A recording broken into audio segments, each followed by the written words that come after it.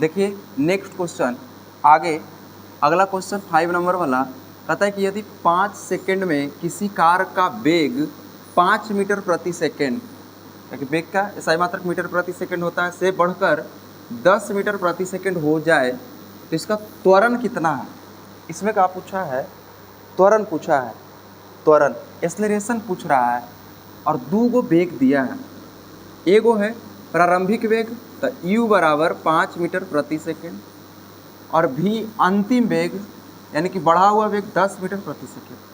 अब त्वरण यानी कि a बराबर फॉर्मूला होता है v माइनस u बट्टा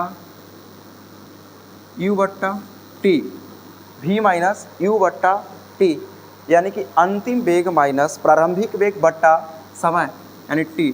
तो 10 माइनस 5 बट्टा टाइम कितना दे रखा है भाई साहब, क्वेश्चन देखिए 5 सेकेंड, तो 5 बट्टा 5 यानी कितना हो जाएगा 1 मीटर प्रति सेकेंड स्क्वायर। त्वरण है तो त्वरण का मात्रक होता है मीटर प्रति सेकेंड स्क्वायर, ये चलते होगा। तो इस तरह से नेक्स्ट क्वेश्चन देखिएगा, आगे का क्वेश्चन है अगला 6 क्वेश्चन कह रहा है कि यदि एक ट्रॉली विरामावस्था से 2 मीटर प्रति सेकंड के त्वरण से गतिमान होती है और 4 सेकंड के बाद उसका क्या वेग होगा। इसमें वेग पूछा है, तो पहला ऑप्शन है 8 मीटर प्रति सेकंड, 2 मीटर प्रति सेकंड, 8 मीटर प्रति सेकंड स्क्वायर और 2 मीटर प्रति सेकंड स्क्वायर, ऐसा पूछ रहा है। तो बताइएगा इसको कि एक ट्रॉली है जो विरामावस्था से 2 मीटर प्रति सेकंड के त्वरण से गतिमान होती है, ये दोनों ऑप्शन तो एकदम नहीं होगा।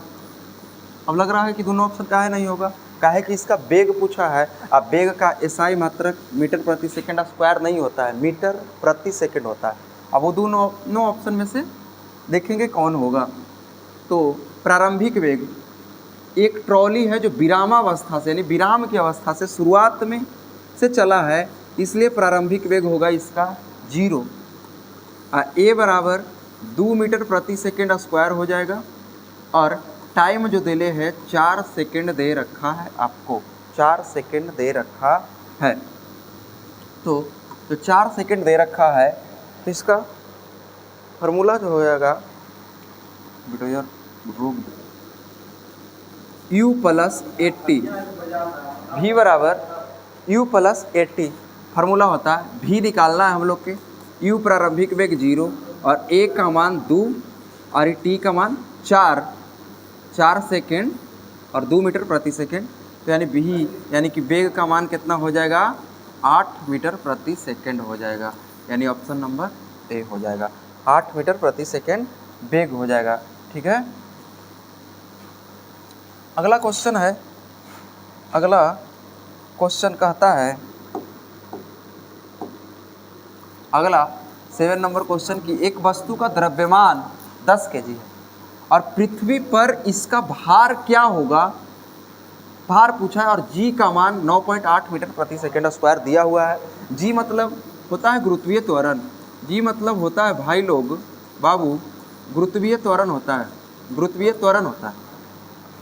भार पूछा है आपसे, भार वेट पूछा है, यानी वेट पूछा है तो w बराबर होता है m गुना g, यानी कि भार बराबर द्रव्यमान गुना गुरुत्वीय त्वरण। अगर इसको लिखेंगे ऐसे तो भार बराबर द्रव्यमान गुना गुरुत्वीय त्वरण, गुरुत्वीय त्वरण होगा फार्मूला। यही W बराबर mg शॉर्ट में याद रख सकते हैं। तो W यानी कि वेट यानी कि भार पूछा आपसे और m मतलब मास यानी कि द्रव्यमान, तो 10 kg दे रखा है आपको द्रव्यमान और g का मान क्वेश्चन में दे रखा है 9.8 मीटर प्रति सेकेंड स्क्वायर। ठीक है, तो जब यहाँ एक अंक पे पॉइंट है, यहाँ 10 है, तो गुणा करेंगे तो आ जाएगा 98 न्यूटन, आंसर हो जाएगा 98 न्यूटन आंसर।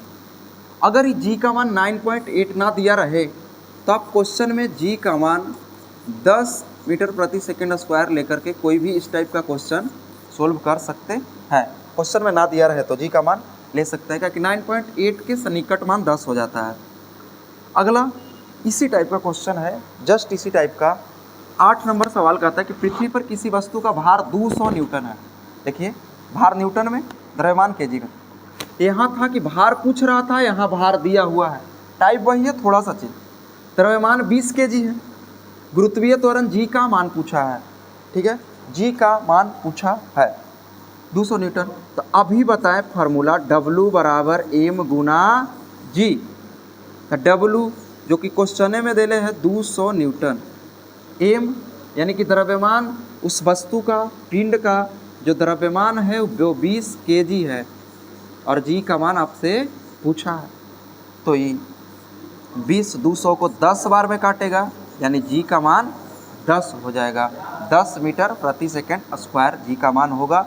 अगर बाई ऑप्शन देखते तो एक ही ऑप्शन था जी का मान 10 वाला, 9.8 था ही नहीं, तो एक ही ऑप्शन हो जाता।